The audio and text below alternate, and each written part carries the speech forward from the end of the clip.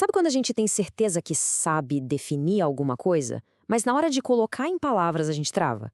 Pois é, hoje vamos explorar uma ferramenta lógica bem antiga, mas super poderosa, que nos ajuda a chegar na arte da definição perfeita. É uma jornada para a gente entender o que realmente faz uma coisa ser ela mesma. Vamos lá. Para começar, então, um pequeno quebra-cabeça. Vamos tentar definir algo que a gente acha que conhece como a palma da mão. Parece fácil, né? Mas o que exatamente torna um ser humano humano? A resposta é bem mais surpreendente do que parece. Vamos testar algumas ideias. Que tal a gente começar com um bípede? Faz sentido, nós andamos sobre duas pernas. Só que não somos os únicos, nem de longe. Pássaros, avestruzes, pinguins, todos eles também são bípedes. Ou seja, essa definição é ampla demais, não é exclusiva. Primeira tentativa, falhou. Ok, vamos tentar outra abordagem. E se a gente disser que ser músico é algo próprio do ser humano? Só os humanos podem ser músicos. Isso parece exclusivo. Mas espera aí, nem todo ser humano é músico, certo? Aí a definição fica restrita demais. Não serve para todo mundo. Segunda tentativa, falhou também. Tá vendo? Essas tentativas que não deram certo mostram bem o tamanho do desafio. Mas a filosofia antiga tem uma carta na manga. Um conceito chamado próprio, ou propriedade. Pensa nele como uma ferramenta para construir definições que, de fato, funcionam. E o curioso sobre a lógica por trás disso é que ela tem uma natureza dupla. Por um lado, ela é fácil, porque lida com conceitos que nós mesmos criamos. Só que, por outro, ela é bem difícil, porque esses conceitos são abstratos, não dá para pegar, sabe? É quase como tentar segurar fumaça. É por isso que essa ferramenta é tão poderosa, mas exige que a gente preste atenção. E aqui a gente chega no coração da nossa análise.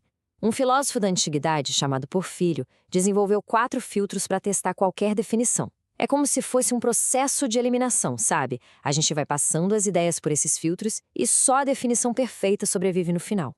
Então, esses são os 4 filtros. Cada um deles coloca uma regra um pouquinho mais rígida. Vamos passar o nosso quebra-cabeça sobre o que é um ser humano por cada um deles, um por um. O primeiro filtro é o seguinte: a característica tem que ser única daquela espécie, mas não precisa aparecer em todo mundo daquele grupo.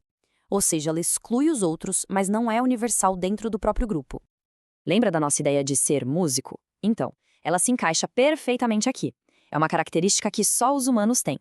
Só que, como a gente já viu, nem todo humano é músico. Então a ideia passa por esse primeiro filtro, mas a definição como um todo ainda não funciona. Agora, o segundo filtro, ele é basicamente o contrário do primeiro. A característica tem que estar em todos os membros da espécie, sem exceção, mas outras espécies também podem ter. Ela é universal, mas não é exclusiva. E aqui a gente volta para o nosso primeiro exemplo, o ser bípede. Todo ser humano é bípede, sem dúvida. A característica é universal para a nossa espécie. Mas, como a gente já sabe, as aves também são. Ou seja, falha no teste da exclusividade. Com o terceiro filtro, a gente chega bem perto. A característica que é exclusiva da espécie e se aplica a todo mundo. Só que tem um porém, ela não está presente o tempo todo. O exemplo para esse filtro é simplesmente genial. Ficar com os cabelos brancos na velhice. Pensa bem, é algo exclusivo dos humanos e todo mundo tem essa possibilidade. Mas qual é o problema? O não sempre. Algumas pessoas morrem jovens e nunca chegam a ter cabelos brancos. Não é uma característica constante ao longo de toda a vida. E, finalmente, o quarto e último filtro, o padrão ouro da definição. Uma propriedade perfeita precisa ser exclusiva da espécie, universal para todos os seus membros e constante, ou seja, presente em todos os momentos da vida. E a resposta clássica para aquele nosso quebra-cabeça, a capacidade de rir. E isso é brilhante. Rir aqui não é só o ato físico de mostrar os dentes como alguns animais fazem. É sobre ter senso de humor. Isso sim é exclusivo dos humanos. Todo humano tem essa capacidade. E ela existe do nascimento até a morte. Bingo! Passou em todos os 4 filtros. Então, só para recapitular o nosso caminho. As 3 primeiras tentativas falharam. Uma porque não era universal, outra porque não era exclusiva e a terceira porque não era constante.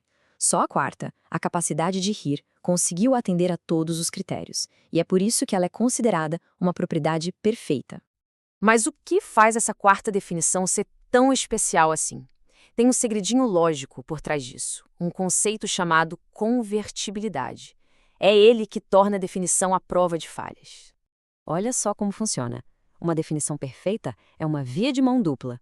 Se a gente afirma que todo humano é capaz de rir, e isso é verdade, a afirmação inversa, todo ser capaz de rir é humano, também tem que ser verdade.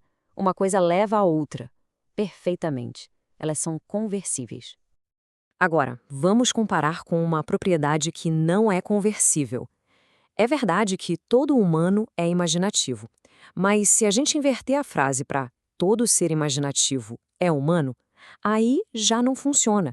A gente sabe que outros animais também têm imaginação. É uma via de mão única, entende? E isso prova que ser imaginativo não é uma propriedade que define o ser humano. Toda essa ideia nos leva a uma distinção final que é muito, muito poderosa. Uma propriedade de verdade não é só algo que está associado a uma coisa. Ela flui da própria natureza daquela coisa, da sua essência. Vamos pensar no Sol, por exemplo. A luminosidade dele é uma propriedade que flui da sua natureza. Não é algo que ele pega emprestado de fora. A luz emana do que o Sol é. A raiz dessa luz está na própria essência do Sol. Agora, vamos pensar no ar. O ar pode ser luminoso, claro, mas essa luz não vem da natureza dele. Ela é recebida, é emprestada do Sol. É uma luminosidade por participação. Essa analogia ilustra perfeitamente a diferença entre uma propriedade verdadeira, que flui de dentro, e um simples acidente, que é algo recebido de fora. Então, vamos amarrar tudo. Para uma definição ser realmente poderosa, ela precisa ser exclusiva, universal e constante. O grande teste para saber se ela funciona é a convertibilidade. E num nível mais fundo, uma propriedade verdadeira é aquela que brota da essência de algo. Isso tudo nos deixa com uma provocação. Com essa ferramenta em mãos, como a gente pode olhar para o mundo de um jeito diferente? O que realmente define as coisas, as ideias e até as pessoas ao nosso redor. No fim das contas, essa busca por uma definição perfeita é, na verdade, uma busca pela essência das coisas.